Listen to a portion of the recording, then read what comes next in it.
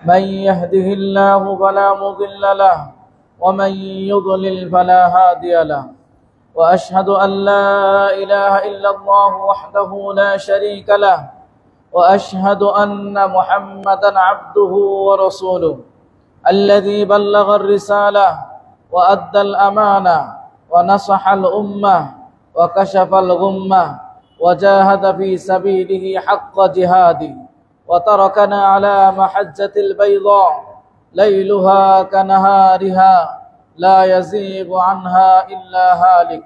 أما بعد فقد قال الله تعالى في كلامه المجيد وفرقانه الحميد: أعوذ بالله من الشيطان الرجيم. بسم الله الرحمن الرحيم. يا أيها الناس اتقوا ربكم الذي خلقكم من نفس واحدة وخلق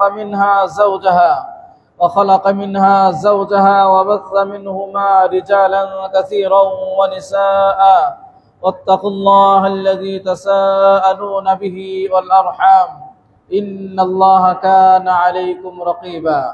وقد قال الله تعالى في موضع آخر: أعوذ بالله من الشيطان الرجيم. يا أيها الذين آمنوا اتقوا الله وقولوا قولا سديدا يصلح لكم أعمالكم ويغفر لكم ذنوبكم ومن يطع الله ورسوله فقد فاز فوزا عظيما.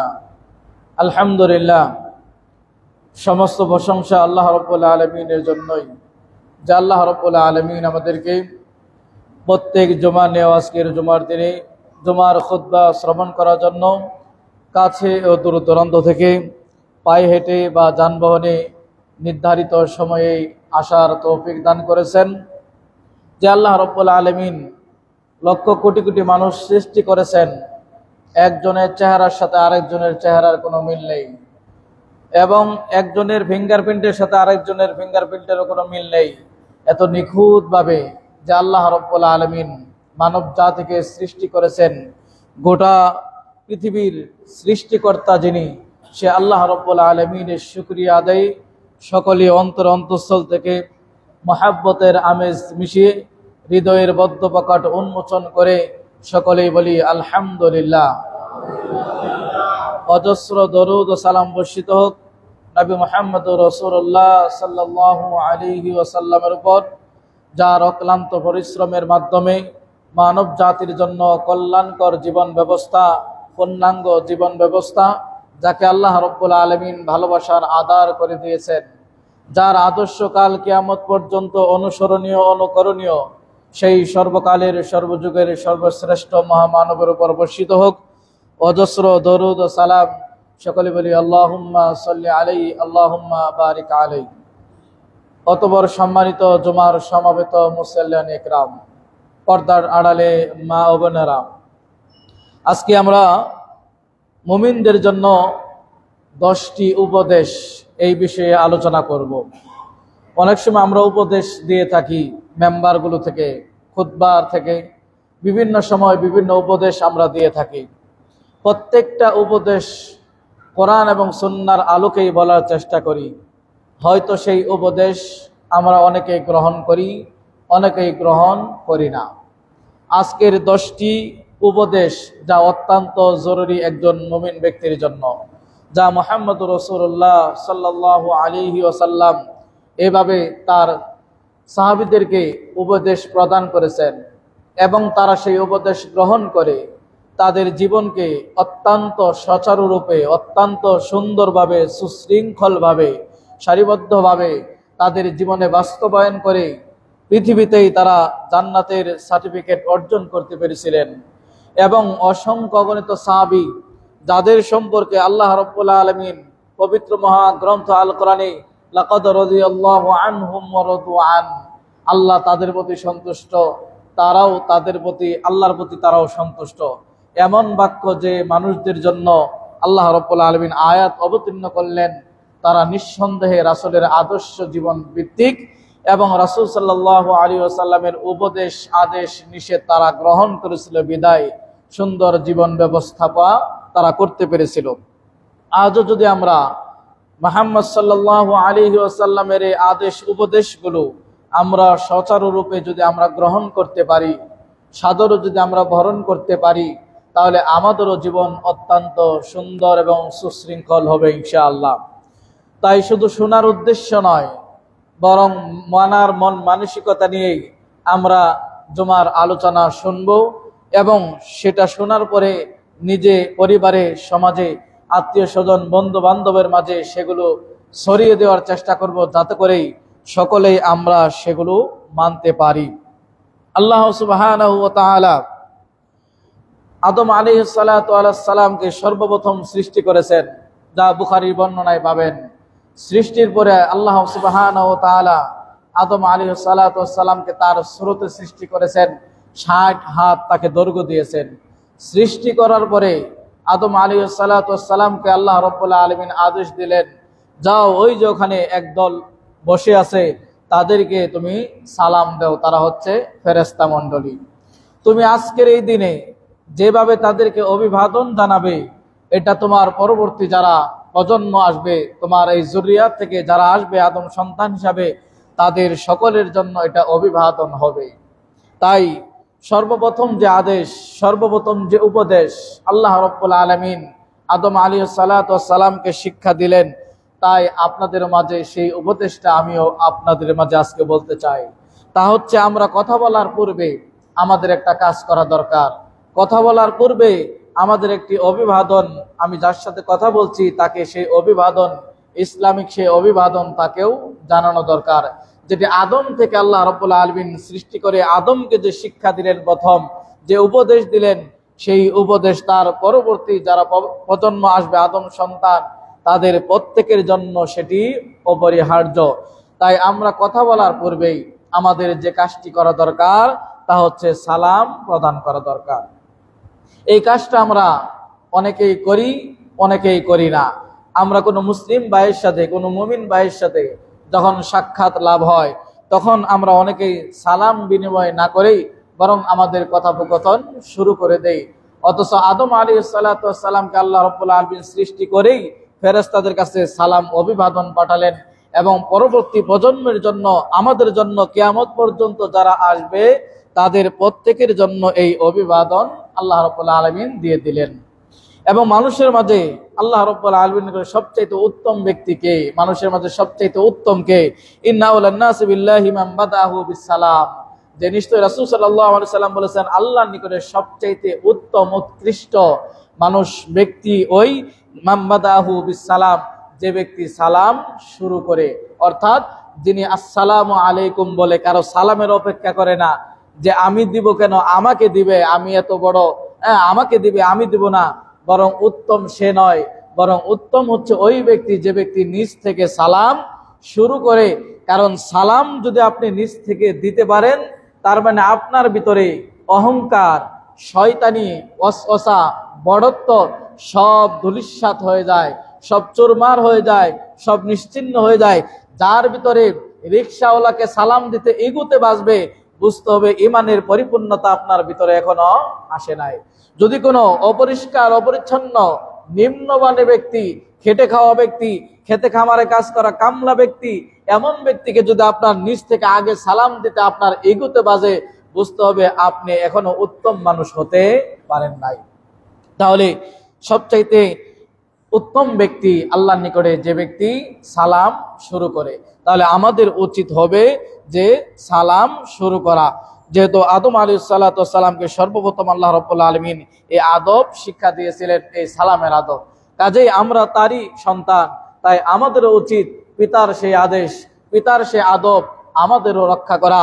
সেটা নারী এবং পুরুষ উভয়কে, নারী নারীকে সালাম দিবে, পুরুষ পুরুষকে সালাম দিবে, নারী এবং পুরুষ উভয়কে সালাম দিতে পারে যদি ফিতনার আশঙ্কা না থাকে। পথে ঘাটে নারী পুরুষকে সালাম দিতে পারে, পুরুষ নারীকেও সালাম দিতে পারে যদি ফিতনার আশঙ্কা না থাকে। সালাম বিনিময় করতে গিয়ে যদি মনে করেন আশঙ্কা হতে পারে, সালাম বিনিময় করতে করতে 100 বেশিটা খারাপ দিকে ধাবিত হবে, তাহলে প্রয়োজন নেই। কিন্তু একজন মা বোন তারা নিজেরা নিজেদের ভিতরে সালাম বিনিময় করতে পারে। একজন পুরুষ ছোট এবং বড় প্রত্যেকের ভিতরে সালাম বিনিময় করতে পারে। পৃথিবীতে সবচাইতে কৃপণ ব্যক্তিকে বলতে পারবেন? পৃথিবীতে সবচাইতে কৃপণ ব্যক্তিটিকে কারো জানা আছে? পৃথিবীতে সবচাইতে কৃপণ ব্যক্তি, পৃথিবীতে সবচাইতে কৃপণ ব্যক্তি দেখুন কে? এক লোক এসে রাসূল সাল্লাল্লাহু আলাইহি ওয়াসাল্লামের নিকটে অভিযোগ করলেন, হে আল্লাহর রাসূল, আমার একটা বাগান আছে, সেই বাগানের সীমানায় আমার পার্শ্ববর্তী ব্যক্তির তার একটা খেজুর গাছ আছে, সেই খেজুর গাছের কারণে আমি আমার জমিটা বাউন্ডারি দিতে পারতেছি না, যার কারণে আমার কষ্ট হচ্ছে। সেই খেজুর গাছ তাকে আমার কাছে বিক্রি করতে বলছি, কিন্তু সে বিক্রি করবে না, এবং বলেছি এমনি দিয়ে দিতে, সেটাও করবে না, তাকে কেটে দিয়ে জায়গাটা পরিষ্কার করে দিতে বলছি, সেটাও সে করবে না। এমন অভিযোগ নিয়ে রাসূলের নিকটে ওই ব্যক্তি গেলেন। আল্লাহ রাসূল সাল্লাল্লাহু আলাইহি ওয়াসাল্লাম ওই খেজুর গাছওয়ালা ব্যক্তিকে ডেকে পাঠালেন। আল্লাহ রাসূল সাল্লাল্লাহু আলাইহি ওয়াসাল্লাম বললেন, তোমার এই গাছের কারণে ওই ব্যক্তির অসুবিধা হচ্ছে, তাহলে তুমি এই গাছটা আমার কাছে বিক্রি করে দাও। ওই ব্যক্তি অস্বীকার করলেন। কে? মুহাম্মদ সাল্লাল্লাহু আলাইহি ওয়াসাল্লাম গাছ কিনতে চেয়েছিলেন, তিনি অস্বীকার করলেন। আল্লাহ রাসূল বললেন, তাহলে বিক্রি যদি না করো, তাহলে এই গাছটা আমাকে দান করে দাও। তিনি সেটাও অস্বীকৃত করলেন, তিনি দান করবেন না। রাসূল সাল্লাল্লাহু আলাইহি ওয়াসাল্লাম তাকে এভাবেও বললেন, তোমার এই একটা খেজুর গাছের বিনিময় জান্নাতে আর একটা খেজুর গাছ দেওয়া হবে, এরপরও তুমি কি করো? এই গাছটা দিয়ে দাও। ওই ব্যক্তি এরপরও গাছটা বিক্রি করলেন না, রাসূলকে দানও করলেন না। দেখেন, দুনিয়ার একটা খেজুর গাছের বিনিময় জান্নাতের একটা খেজুর গাছ রাসূল বলছেন। রাসূল যদি জান্নাতের সুসংবাদ খেজুর গাছের কথা বলে, তাহলে ওই ব্যক্তির জীবন তো ওকে, ওই ব্যক্তির এটা সৌভাগ্য। কিন্তু সে এতটাই কৃপণতার পরিচয় দিয়েছেন, রাসূল সাল্লাল্লাহু আলাইহি ওয়াসাল্লাম বলেই ফেললেন যে মা রাআইতুল্লাযী আবখালু মিনকা, তোমার চাইতে কৃপণ ব্যক্তি আমি কাউকে আর দেখি নাই। তাহলে রাসূল সাল্লাল্লাহু আলাইহি ওয়াসাল্লাম খেজুর গাছের বিনিময়ে দুনিয়ার জান্নাতে একটা খেজুর গাছ দিতে চেয়েছিলেন, এরপরেও ওই ব্যক্তি তার খেজুর গাছ দিলেন না। রাসূল বলে ফেললেন, তোমার চাইতে কৃপণ লোক আর আমি কাউকে দেখি নাই। এই ব্যক্তির চাইতেও কৃপণ লোক, যেটা প্রশ্ন করেছিলাম, পৃথিবীতে সবচাইতে কৃপণ লোককে, যে ব্যক্তি সালাম দিতে কৃপণতা করে। বুঝতে পেরেছেন? খেজুর গাছের বিনিময়, জান্নাতের খেজুর গাছের বিনিময় খেজুর গাছ বিক্রি করলেন না। আল্লাহ রাসূল বললেন, তোমার চাইতে কৃপণ লোক আর কাউকে দেখি না। এর চাইতেও আরো কৃপণ লোক তিনি হচ্ছেন যিনি সালাম প্রদান করতে কৃপণতা করে, সালাম দিতে চায় না। তার ভিতরে বড়ত্ব, তার ভিতরে সে মেম্বার, সে চেয়ারম্যান, সে অমুক, সে তমুক, সে আলেম, সে হুজুর, সে খতিব, সে বক্তা, সে বড় ধরনের কিছু, সে কেন সালাম দিবে? এই যে ইগো তার ভিতরে কাজ করে। যদি এমনটি আমাদের কারো ভিতরে হয়, নারী এবং পুরুষ, বড় এবং ছোট, আবাল বিদ্যা বনিতা, যেই হোক, যদি এমনটি হয় সালাম দিতে কৃপণতা, তাহলে মনে করবেন পৃথিবীতে ওয়ান পিস কৃপণদের অন্যতম আপনি একজন। আপনার মতো কৃপণ লোক আর পৃথিবীতে কেউ নেই। তাহলে আমাদের উচিত হবে সালাম বেশি বেশি প্রদান করা। উত্তম কাজ আল্লাহ রাব্বুল আলামিন নিকটে তা হচ্ছে তুতঈমুত তাআম, অসহায়দেরকে খাদ্য খাওয়ানো, ওয়াতুকরিউস সালাম, এবং সালাম প্রদান করা। আল্লাহর নিকটে উত্তম কাজের অন্যতম একটি কাজ হচ্ছে অসহায় দরিদ্র যারা, তাদের খাদ্যের ব্যবস্থা করে দেওয়া। এরপরে হচ্ছে সালাম প্রদান করা। এখন সালাম কেন জানি সালাম বিশেষ হয়ে গেছে, সালাম বিশেষ বিশেষ হয়ে গেছে। আমরা আমাদের মসজিদের ইমাম সাহেব তাকে সালাম দেই, অন্য মসজিদের ইমাম সাহেবকে সালাম দেওয়ার চেষ্টা করি না। অনেক সময় আমাদের খতিব হিসেবে সালাম দেই, অন্য মসজিদের খতিবকে আমরা সালাম দিতে চাই না। নির্বাচনের সময় দেখবেন যারা নির্বাচনে অংশগ্রহণ করে, এমপি, মন্ত্রী, চেয়ারম্যান, মেম্বার, খুব সালাম। যখন নির্বাচনে পাশ করে, এরপরে ওই ভোটার যখন সালাম দেয়, ওই সালামের উত্তর উনি নিচ্ছেন না কোনোটাই বোঝা যায় না। বোঝা যাচ্ছে তাহলে সালাম বিশেষ হয়ে গেছে। কারণ আমরা বিশেষ ব্যক্তিকে সালাম দেই, যাকে মন চাই তাকে সালাম দেই, যাকে চিনি তাকে সালাম দেই, যাকে ভালো লাগে তাকে সালাম দেই। একদিন হয়তো তার সাথে কোনো ধরনের কাটাকাটি হয়েছে, এরপর তার সাথে সালাম বন্ধ, কালাম বন্ধ, কথাবার্তা সবই বন্ধ। অথচ সালাম এত একটা বড় ইবাদত, যেটা আদম আলাইহিস সালাতু ওয়াস সালামকে সৃষ্টাচার হিসাবে, অভিবাদন হিসাবে, অভিবাদন হিসাবে শিক্ষা দিয়েছেন, তাহলে আল্লাহ রাসূল সাল্লাল্লাহু আলাইহি ওয়াসাল্লাম কিয়ামতের একটি অন্যতম আলামত হিসাবে বলেছেন যে কিয়ামতের একটি আলামত হচ্ছে মানুষেরা যাকে চিনবে তাকে সালাম দিবে, অপরিচিত কাউকে সালাম দিবে না। কিন্তু সালামের বিধান আদব এটি নয়। সালামের বিধান হচ্ছে যাকে চিনবেন তাকেও দিতে হবে, যাকে চিনবেন না তাকেও দিতে হবে। আরেকটি হাদিস আল্লাহ রাসূল সাল্লাল্লাহু আলাইহি ওয়াসাল্লাম এটাও বলেছেন যে সালাম কিয়ামতের একটা অন্যতম আলামত, সালামটা বিশেষ হয়ে যাবে। ওই যে বলেছি, ইমাম সাহেবকে দিবেন, আরেকজনকে দিবেন না, এই মসজিদে দিবেন, ওই মসজিদে দিবেন না। অনেক আলেম রাস্তা দিয়ে হেঁটে যাচ্ছে, তাতে আপনার কি, আপনি কেন সালাম দিবেন? আমি দিব না। এই মন মানসিকতা আমাদের চেঞ্জ করতে হবে। তাহলে সালাম অত্যন্ত গুরুত্বপূর্ণ একটি অভিবাদন। সালাম আপনি কি বলছেন? আসসালামু আলাইকুম ওয়া রাহমাতুল্লাহ। আল্লাহ তোমার প্রতি কি করুক? শান্তি বর্ষিত করুক এবং তার দয়া বর্ষণ করুক এবং তার বরকত বর্ষণ করুক। বলুন, একজন মুসলিম ভাইয়ের কাছ থেকে এর চাইতে বড় দোয়া আর কি হতে পারে? যে আল্লাহর শান্তি বর্ষিত হোক, আল্লাহর দয়া বর্ষিত হোক, আল্লাহর বরকত বর্ষিত হোক। তিনটি দোয়া আপনি তার জন্য করলেন, তাহলে তিনি আপনার প্রত্যুত্তরে একই কথা বলছেন, ওয়া আলাইকুম আসসালাম ওয়া রাহমাতুল্লাহি ওয়া বারাকাতুহু। আপনার উপর আল্লাহর শান্তি, আল্লাহর বরকত, আল্লাহর অনুগ্রহ, দয়া বরকত অনুষ্ঠিত হোক, বর্ষিত হোক। তাহলে একে অপরে আমরা কি করলাম? সালাম শুধু একটি সালাম নয়, বরং এটা ইসলামের একটা অন্যতম আদব। সালাম শুধু সালাম, এটা আদান প্রদান নয়, বরং পৃথিবীতে শ্রেষ্ঠ মানুষ যদি হতে চান তাহলে সালাম আপনাকেই শুরু করতে হবে। পৃথিবীতে শ্রেষ্ঠ যদি ভালো মানুষ হতে চান এবং আল্লাহর কাছে প্রিয় আমল হিসাবে নিজে যদি কিছু গচ্ছিত রাখতে চান, তাহলে আপনি নিজ থেকে সালাম শুরু করবেন। কে আপনাকে দিবে তার অপেক্ষা করার কোনো প্রয়োজন নেই। আমরা নিজ থেকেই নিজেরা সালাম দেওয়ার চেষ্টা করব। তাহলে 10টি উপদেশের প্রথম যে উপদেশ আপনাদেরকে দিলাম সেটি হচ্ছে কোরআন এবং সুন্নাহর আলোকে, সেটি হচ্ছে আমরা একে অপরে সালাম প্রদান করব। 10টি উপদেশের প্রথম উপদেশ। দ্বিতীয় উপদেশ, এটা অত্যন্ত গুরুত্বপূর্ণ একটা বিষয়, যেটা আমাদের মাঝে এখন নাই বললেই চলে। মসজিদের অবস্থা দেখুন, আজকে জুমার দিন, তাই না? মসজিদের অবস্থা দেখুন। যারা জুমার আগে আসতে পেরেছেন আলহামদুলিল্লাহ, এখনো অনেকে আসতেছেন, নামাজের আগ পর্যন্ত অনেকে আসতে থাকবেন, ইভেন অনেকেই একেবারেই আসবে না। এই যে অনেকে দেরি করে আসতেছেন, অনেকে আসবেই না একেবারে। জুমার সালাত কি, 5 ওয়াক্ত সালাত কি, এই যে কেন আসে না জানেন? কি কারণে তারা আসতে পারে না? কি সমস্যা তাদের? কিসের দুর্বলতা? কি কারণে তারা আসতে পারে না? এটা আল্লাহ রাসূল সাল্লাল্লাহু আলাইহি ওয়াসাল্লামের ভাষায় বলি, সেটা হচ্ছে লজ্জা। লজ্জা না থাকার কারণে। যদি লজ্জা থাকতো, আমি মুসলিম, জুমার দিন অন্য সালাত আজানের সাথে সাথে আমার আর অন্য সব কাজ একেবারে স্টপ হয়ে যাবে, সব কিছু বন্ধ হবে। এই যে যত লোক জুমার দিনে উপস্থিত হচ্ছে না, যারা আসতেছে সে একেবারে নামাজ দাঁড়াবে, এই টাইমেও যারা আসবে এদেরও একই অবস্থা, লজ্জা নেই এদের। যদি লজ্জা থাকতো তাহলে এরা ফেরেশতা আপনার রেজিস্টার খাতা বন্ধ করার পূর্বেই তিনি তার নাম লিপিবদ্ধ করাতেন জুমার দিনে।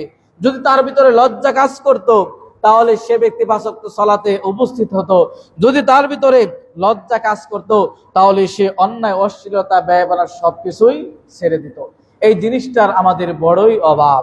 তাহলে দ্বিতীয় উপদেশ, যেটা আমাদের জন্য, সকলের জন্য, এই সমাজের জন্য, ছোট বড়, নারী পুরুষ, যুবক যুবতী সকলের জন্য যেটা জরুরি সেটি হচ্ছে লজ্জা। আজকে যারা জামাতে আসে না, যারা জুমার জামাতে উপস্থিত হয় না, যারা ওয়াক্তের সালাতে উপস্থিত হয় না, যারা অন্যান্য ভালো কাজে উপস্থিত হয় না, এদের একটাই সমস্যা, এদের ভিতরে লজ্জা নেই। লজ্জা এমন একটা জিনিস, আল্লাহ রাসূল সাল্লাল্লাহু আলাইহি ওয়াসাল্লাম, আমরা তো মনে করি লজ্জা মানে আমার শরীরটা আমি ঢেকে রেখেছি, এটাই তো লজ্জা। লজ্জার অর্থ এটা নয়। লজ্জা হচ্ছে আল্লাহ এবং আল্লাহ রাসূল যা করতে বলেছেন তা আপনি করেন নাই, এটাই লজ্জা। যা নিষেধ করা হয়েছে সেটা আপনি করে ফেলেছেন, কিন্তু আপনার ভিতরে কোনো লজ্জাবোধ কাজ করে নাই, এর নাম হচ্ছে লজ্জা।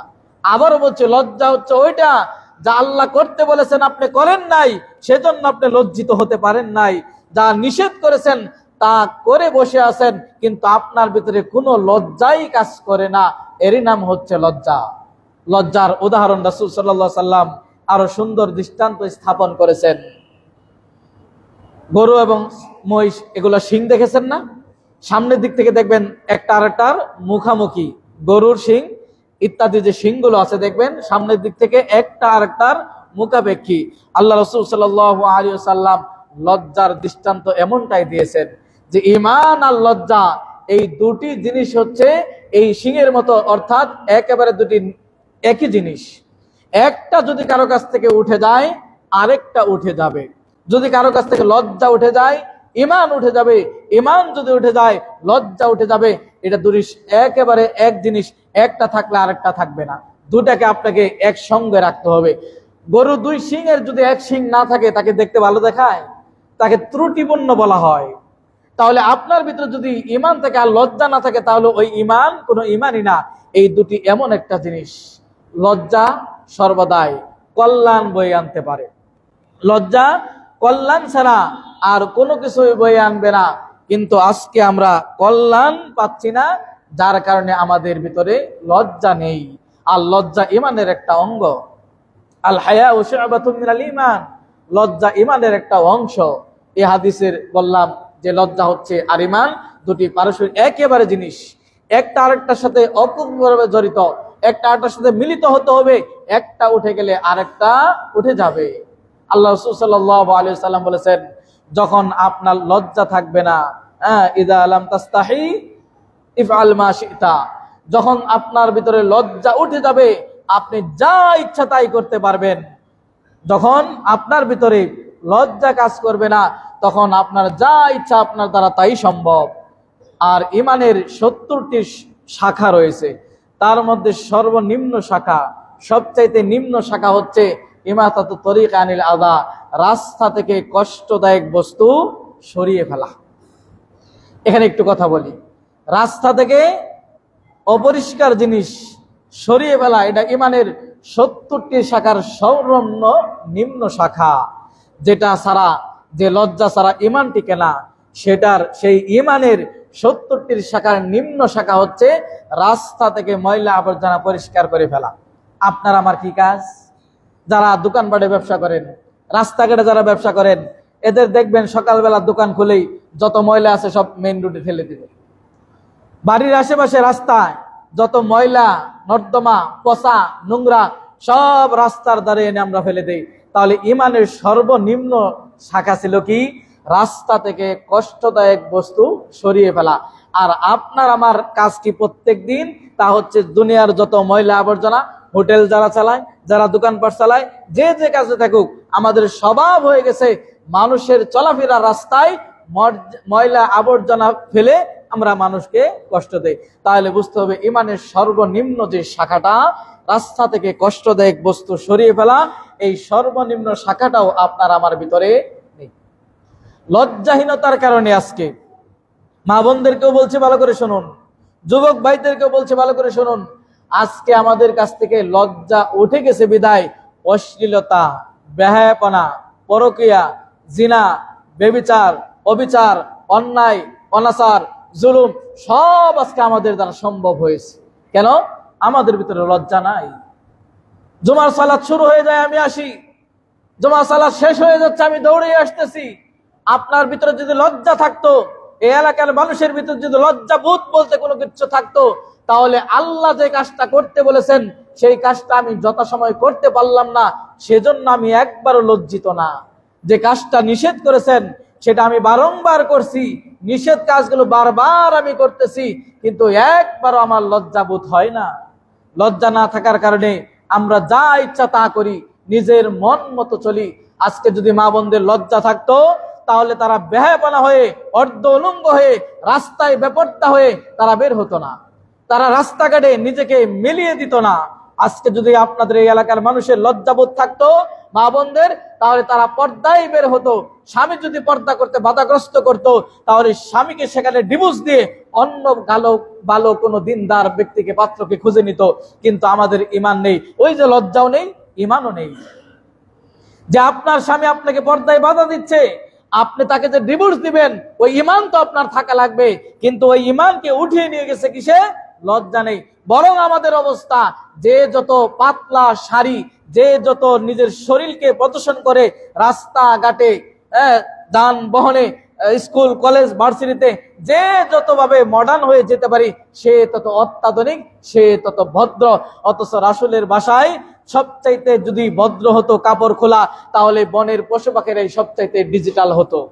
কারণ কুকুর ছাগলের তো কি হয় না, পোশাকের প্রয়োজন হয় না। যদি পোশাক খুলে ফেলাই এটা যদি অত্যাধুনিক যুগ হতো, পোশাক খুলে ফেলাও যদি অত্যাধুনিকতা হতো, তাহলে বনের পশুরা সবচাইতে অত্যাধুনিক, কারণ ওদের লজ্জাস্থান ঢাকার কোনো প্রয়োজন হয় না। আপনাকে এত সুন্দর করে বানিয়েছে, নিজ হাতে আল্লাহ বানিয়েছে, সেজন্য সৃষ্টির সেরা আপনি, সেই সৃষ্টির সেরা আপনি ধরে রাখতে পেরেছেন। পুরুষদের কি অবস্থা? লজ্জা না থাকার কারণে আমাদের ভিতরে পরকীয়া কাজ করে। লজ্জা না থাকার কারণে নিজের স্ত্রী চাইতে অন্যের স্ত্রীর পিছনে আমরা বেশি দৌড়াই। লজ্জা না থাকার কারণে আমরা হালালকে ছেড়ে দিয়ে হারামের পিছনে দৌড়াই। অতএব আজকের দিনের 10টি উপদেশের দ্বিতীয় উপদেশ, লজ্জা আমাদের করতেই হবে। যদি লজ্জা না থাকে আপনার কাছ থেকে ঈমান হারিয়ে যাবে। ঈমান আর লজ্জা দুটি একসাথে বেঁচে থাকে। এই দুটিকে যদি আপনার ঈমানকে যদি জিয়ে রাখতে চান, আপনার ঈমানকে যদি সতেজ রাখতে চান, আপনার ঈমানকে যদি চার্জ দিয়ে ফুল করে রাখতে চান, তাহলে আপনার ভিতরে লজ্জা অবশ্যই থাকতে হবে। লজ্জাহীনতার কারণেই আজকে আমাদের এই দুরবস্থা। অতএব এই এলাকার সকল নারী পুরুষ, সকল যুবক যুবতী, লজ্জা আজকে দেখেন, আমরা একসময় ছোটবেলায়, এখনকার পোলাপান আপনারা আরো বলতে পারবেন, 5 বছর 7 বছরে আমরা কি করতাম? হাঁটুর উপরে কাপড় উঠাতে আমরা লজ্জা বোধ করতাম। 8-10 বছর বয়সে ল্যাংটা হয়ে হাঁটা এটা লজ্জা বোধ করতাম। আর এখনকার যুবকেরা হাফ প্যান্ট পরে হাঁটা এটা কিনা অত্যাধুনিক। হাফ প্যান্ট পরে রাস্তাঘাটে হাঁটে। অনেক মুরব্বীদেরকে দেখি পেট বের করে, নাভির নিচ পর্যন্ত বের করে রাস্তা দিয়ে হাঁটে। বলুন তো এই লোকটার লজ্জা কোথায়? না তার শরীরে কোনো লজ্জা আছে, না ঈমানের সাথে যে জড়িত লজ্জা এটা আছে, কোনোটাই তার ভিতরে নাই। শরীর ঢাকার যে লজ্জা, শয়তান সর্বপ্রথম আদম এবং হাওয়াকে যে কাজটি করেছিল, পোশাক খুলে নিয়েছিল। কারণ পোশাক খুলতে পারলে, এটা তো যদি লজ্জাবোধ না হয়, তাহলে আপনার দ্বারা সবকিছু সম্ভব। কারণ আপনি জনসমুখে পোশাক খুলতে পারেন, যার কারণে পতিতালয় মেয়েরা কোনো লজ্জাবোধ করে না, কারণ ওটা পেশা হিসাবে নিয়েছে। যদি লজ্জা থাকতো যে আমি জনকর্মী হয়ে দেহ ব্যবসা করে আমি টাকা ইনকাম করি, যদি তার ভিতরে লজ্জাবোধ থাকতো, তাহলে এই ধরনের ব্যবসা বাণিজ্য এই দেশে চলতো না। তাহলে লজ্জার বড়ই অভাব, যার কারণে ঈমানেরও আমাদের বড়ই অভাব হয়ে দাঁড়িয়েছে। প্রিয় মুসল্লিয়ান ইকরাম, এই সিঁড়িতে যারা আছে নিচে নামো, অনেক জায়গা আছে, নিচে নামো সবাই, অনেক জায়গা আছে। 3 নাম্বার উপদেশ, কোন মুমিনের মাঝে 4টি গুণ থাকা যাবে না। 3 নাম্বার উপদেশ, কোন মুমিন ব্যক্তির নিকটে 4টি গুণ থাকতে পারে না। সেই 4টি গুণ আপনার আমার মাঝে যদি থাকে, আজকেই পরিবর্তন করতে হবে। রাসূল সাল্লাল্লাহু আলাইহি ওয়াসাল্লাম বলেছেন যে একজন মুমিন কাউকে অপবাদ দিতে পারে না। একজন মুমিন কাউকে অপবাদ দিতে পারবে না। এটা 3 নাম্বার উপদেশ আপনাদের বলছি, যে কোনো মুমিন ব্যক্তি কাউকে মিথ্যা অপবাদ দিতে পারবে না। এই 4টি গুণ তার ভিতরে থাকা যাবে না। 2 নাম্বার, কাউকে আপনি অভিশাপ করতে পারবেন না, কারণ মুমিন লাইসাল মুমিন বিত্তাআনি ওয়ালাল লাআন, মুমিন ব্যক্তি সে কাউকে অভিশাপ দিবে না, অনুরূপ ভাবে কাউকে অপবাদ দিবে না। 3 নাম্বার, মুমিন ব্যক্তি কাউকে অশ্লীল ভাবে গালিগালাজ করবে না। এটা মুমিনের চরিত্রে থাকতে পারে না। তাহলে 3 নাম্বার উপদেশ, এই 4টি গুণ, 3 নাম্বারে 4টি গুণ একজন মুমিনের ভিতরে থাকতে পারে না। 4 নাম্বার হচ্ছে তুচ্ছ, কাউকে তুচ্ছ তাচ্ছিল্য করা যাবে না। তাহলে একজন মুমিনের ভিতরে 3 নাম্বার উপদেশ যেটা দিচ্ছি, সেটা হচ্ছে 4টি বৈশিষ্ট্য থাকা যাবে না। কাউকে মিথ্যা অপবাদ দেওয়া যাবে না, কাউকে অপবাদ দেওয়া যাবে না, কাউকে অভিশাপ দেওয়া যাবে না।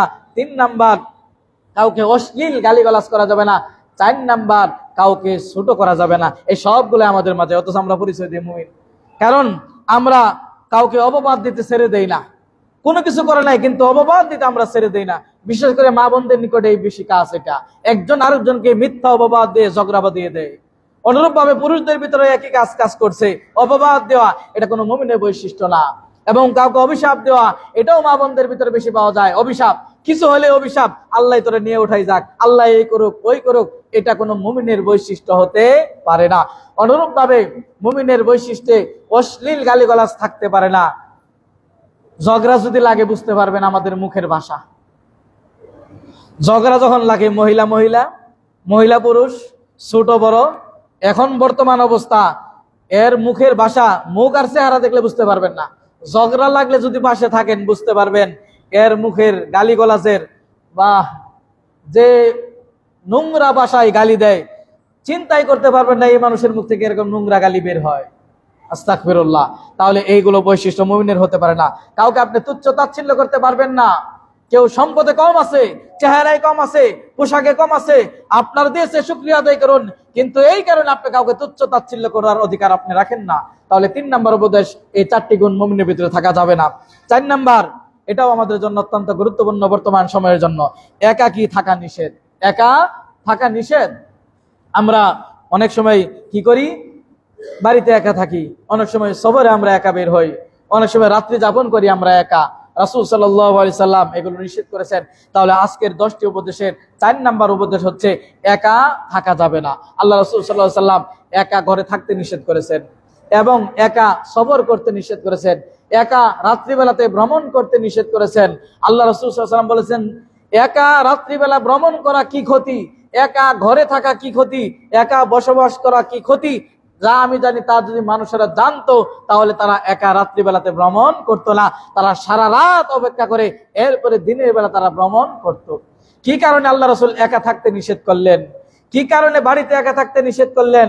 কি কারণে একা ভ্রমণ করতে নিষেধ করলেন? কি কারণে একা রাত্রি যাপন করতে নিষেধ করলেন?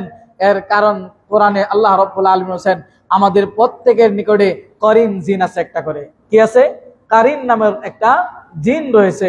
সূরা সফাতের 50 নম্বর আয়াতে বা 52 নম্বর আয়াতে পাবেন, 54 নম্বর আয়াতে পাবেন, অনুরূপভাবে সূরা যুখরুফের 36 নম্বর আয়াতে পাবেন, ওয়া মান ইয়াশু আন যিকরির রহমানি নুকাইয়িদ লাহু শাইতানান ফাহুয়া লাহু করিন।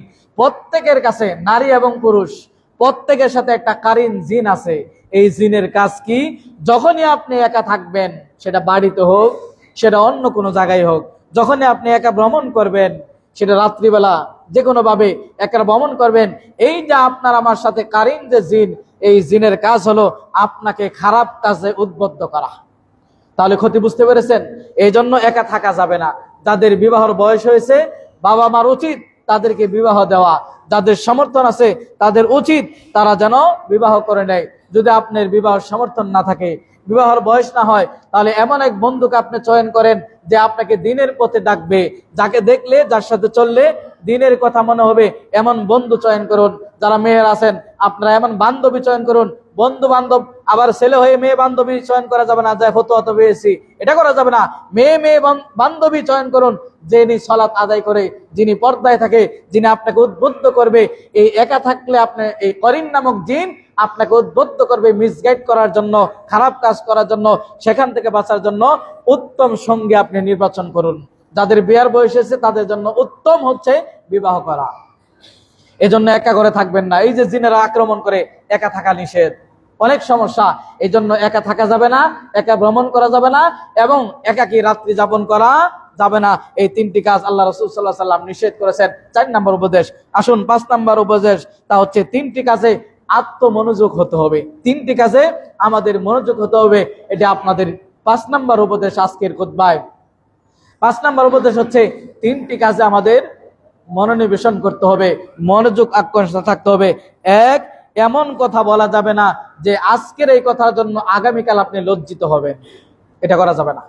অতএব কথা যখন বলবেন অত্যন্ত মনোযোগ সহকারে, অত্যন্ত সতর্ক সহকারে আপনাকে কথা বলতে হবে। এমন কোনো কথা বলবেন না একটু পরে যে কথা বলেছেন, একটু আগে যে কথা বলেছেন, সেই কথার জন্য একটু পরে আপনি লাঞ্ছিত হবেন, একটু পরে আপনি লজ্জিত হবেন, এমন কোনো কথা বলা যাবে না। তাই কথা মেপে বলতে হবে। কোরআনের সূরা নাম্বার 50 আয়াত নাম্বার 18 সূরা কফে আল্লাহ রাব্বুল আলামিন বলেন, মা ইয়ালফিযু মিন কওলিন ইল্লা লাদাইহি রাকীবুন আতীদ। আমি আপনি যা বলছি সব আল্লাহ রাব্বুল আলামিন অডিও, রেডিও, ভিডিও আকারে ফেরেশতার মাধ্যমে আল্লাহ রাব্বুল আলামিন লিপিবদ্ধ করে রাখছেন। অতএব মুখে যা আসে তাই বলা যাবে না।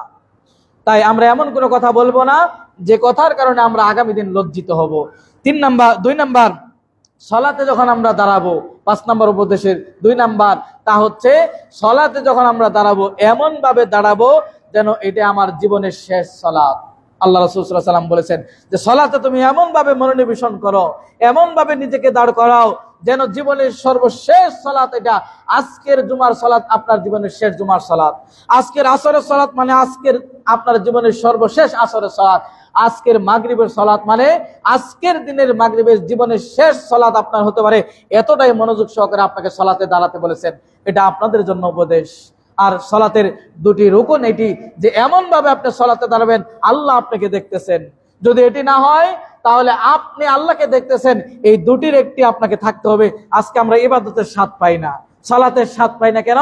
সালাতে এমন ভাবে দাঁড়াই না আল্লাহ আমাকে দেখতেছেন এটা মনে করি, না আমি আল্লাহকে দেখতেছি। যা মন চাই দোকানে হিসাব করতেছি, তাড়াতাড়ি শেষ করে না, সূরা কেরাতে তো লম্বা কেন, হ্যাঁ এই সেই ইত্যাদি, অমুক জায়গায় যেতে হবে, মোবাইলে রিংটোন বাজতেছে, মোবাইলে কল আসতেছে কিনা, SMS আসতেছে কিনা, একটু পরে অমুক জায়গায় খেলা দেখতে হবে, নানান টেনশন নিয়ে আমরা মসজিদে প্রবেশ করি।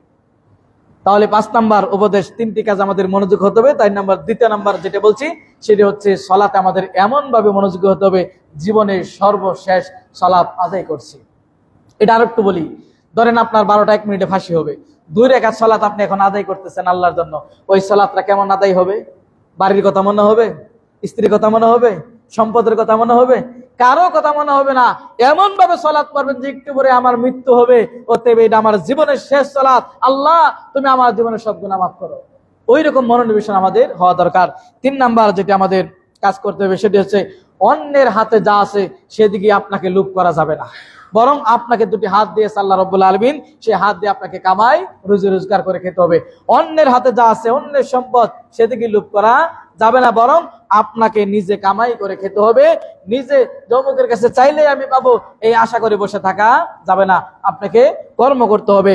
আজকের খুতবায় 10টি উপদেশের 6 নাম্বার উপদেশ হচ্ছে কেউ যদি আপনাকে উপকার করে তাহলে সেটা আপনাকে মনে রাখতে হবে। উপদেশগুলো সবগুলো কোরআন এবং সুন্নাহর আলোকে বলছি। যে 6 নাম্বার উপদেশ, যদি আপনাকে কেউ কি করে উপকার করে তাহলে সেটাকে আপনার মনে রাখতে হবে। আল্লাহ রাসূল সাল্লাল্লাহু আলাইহি ওয়াসাল্লাম বলেন লা ইয়াশকুরুল্লাহ মান লা ইয়াশকুরিন নাস, ওই ব্যক্তি যে ব্যক্তি মানুষের কৃতজ্ঞতা প্রকাশ করে না সে ব্যক্তি আল্লাহর কৃতজ্ঞতা প্রকাশ করতে জানে না। কারণ একজন যদি আপনাকে উপকার করে তার উপকার যদি আপনি প্রকাশ করতে না পারেন, স্বীকার করতে না পারেন, তাহলে আল্লাহ যে বিশাল নিয়ামত দিয়েছে, আপনাকে জীবন দিয়েছে, বিধান দিয়েছে, আলো দিয়েছে, বাতাস দিয়েছে, অক্সিজেন দিয়েছে, ছেলে মেয়ে দিয়েছে, অর্থ সম্পদ দিয়েছে, ওইটারও শুকরিয়া আপনি করতে পারবেন না। তাহলে 6 নাম্বার উপদেশ, মানুষ উপকার করলে সেটা আপনাকে কি করতে হবে? মনে রাখতে হবে। 7 নাম্বার উপদেশ, 10টি উপদেশের 7 নাম্বার, তা হচ্ছে অত্যাচারিত ব্যক্তির উপর জুলুম করা যাবে না। অত্যাচারিত ব্যক্তির উপর জুলুম করা যাবে না। এমনিতেই সে মাজলুম, এরপরে আপনি তারপর আরো অত্যাচার, এটা কখনোই করা যাবে না। কোন ব্যক্তির উপর কি করা যাবে না? কখনোই অত্যাচার করা যাবে না। আল্লাহ রাসূল সাল্লাল্লাহু আলাইহি ওয়াসাল্লাম বলেছেন ইত্তাকু দাওয়াতাল মাজলুম ওয়া ইন কানা কাফিরান, তোমরা মাজলুম ব্যক্তির, অত্যাচারিত ব্যক্তির বদদোয়া থেকে বেঁচে থাকো, সে ব্যক্তি যদি কাফের হয়। যদি কাফেরের প্রতি আপনি অবিচার করেন, কাফের হলেও তার প্রতি অবিচার করা যাবে না, অন্য ধর্মের লোক হলেও তার প্রতি আপনি অবিচার করতে পারবেন না। কেন? যদি ওই ব্যক্তির উপর অবিচার করেন তাহলে আল্লাহ আর ওই মাজলুম ব্যক্তির নিকটে কোনো পর্দা থাকে না। আল্লাহর কাছে শুধু যদি বলে উফ এই মুসলিম ব্যক্তির কারণে এত কষ্ট পেলাম। অনেকেই ভাইয়েরা বোনদের ওয়ারিশ মেরে দেন। ভাই বেশি শক্তিশালী না বোন বেশি শক্তিশালী? ভাই বেশি শক্তিশালী, তাহলে বোন হচ্ছে এখানে মাজলুম।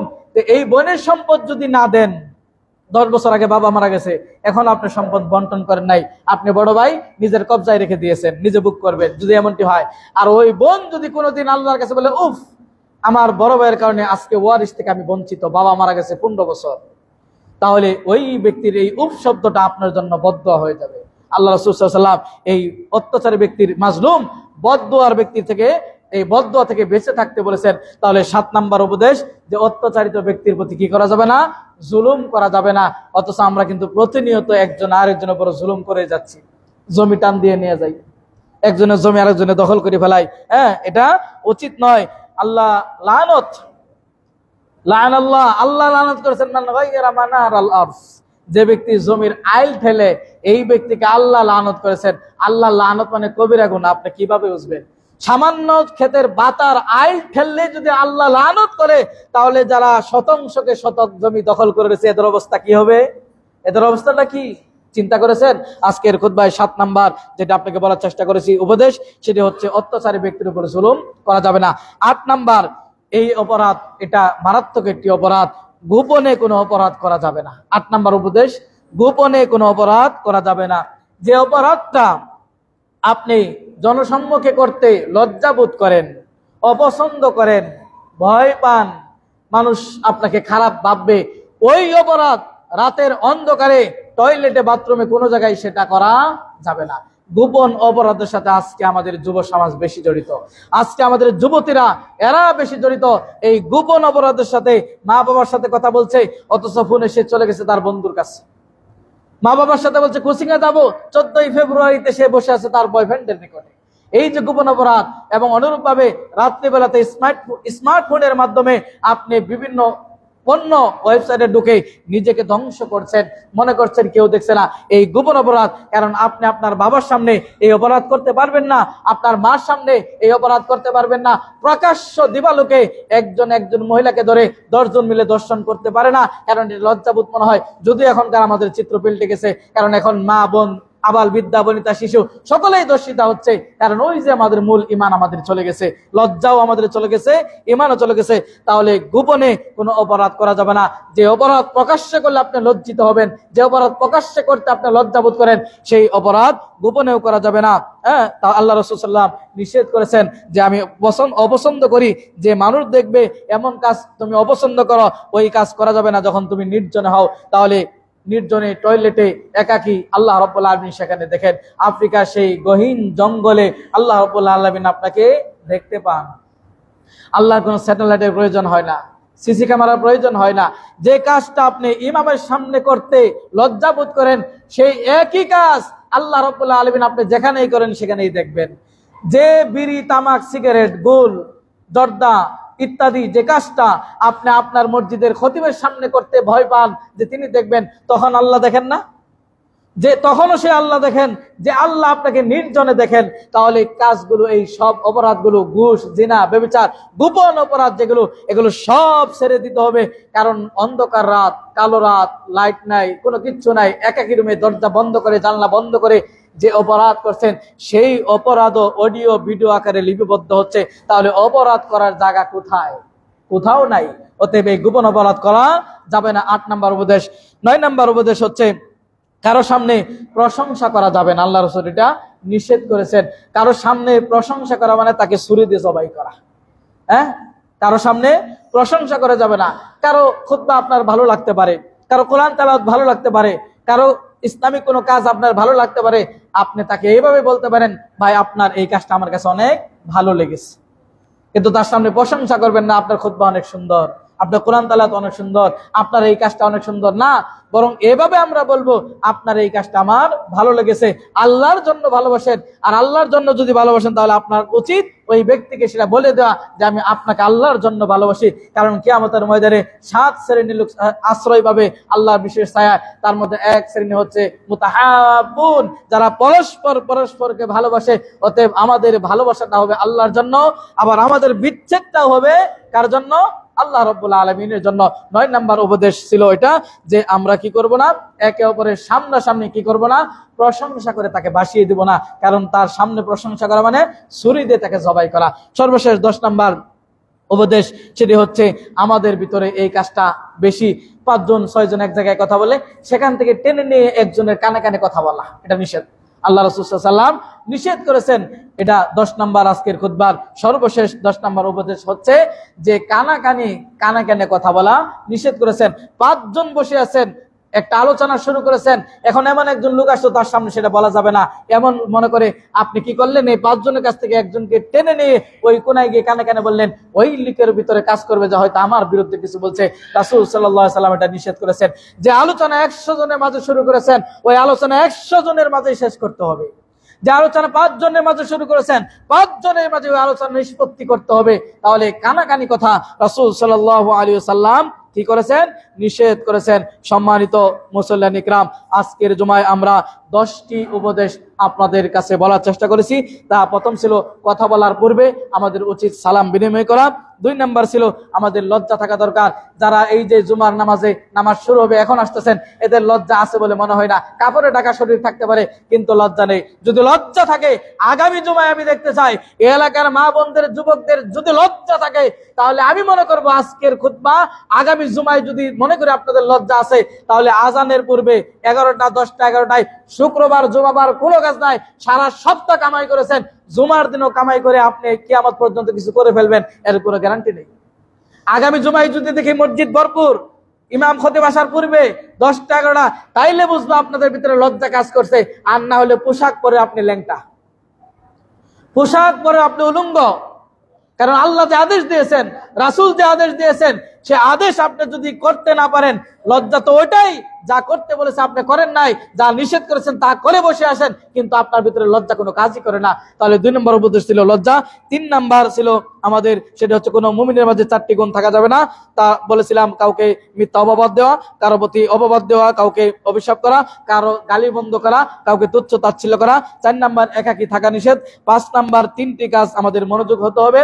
অতএব এমন কোনো কথা বলবো না যা সেটার জন্য আমরা কি লজ্জিত হব, এবং সালাতে এমন ভাবে দাঁড়াবো জীবনের সর্বশেষ সালাত। 3 নাম্বার আমরা বলেছিলাম, তা হচ্ছে আমরা অন্যের হাতে যে সম্পদ আছে সেটা আমরা লুট করব না, বরং আমরা নিজে কামাই করার চেষ্টা করব। 6 নাম্বার কেউ উপকার করলে মনে রাখার চেষ্টা করব। 7 নাম্বার অত্যাচারী ব্যক্তির উপর আমরা জুলুম করব না। 8 নাম্বার গোপনে কোনো অপরাধ করব না। 9 নাম্বার কারো সামনে প্রশংসা করব না। 10 নাম্বার কানাকানি আমরা কথা বলবো না। আজকের সংক্ষিপ্ত খুতবায় আমরা এই 10টি উপদেশ জানার চেষ্টা করলাম। এবার আসুন মানার জন্য মন মানসিকতা নিয়ে আমরা আজকে জুমার সালাত আদায় করে আজকে থেকে এই 10টি উপদেশ মানার চেষ্টা করব। আল্লাহ রাব্বুল আলামিন আমাদের কবুল করুন, আমিন। আকুলু মা তাসমাউন ওয়া লাকুম লিসাইরিল মুসলিমিন ফাস্তাগফিরু ইন্নাহু হুয়াল গফুরুর রহিম।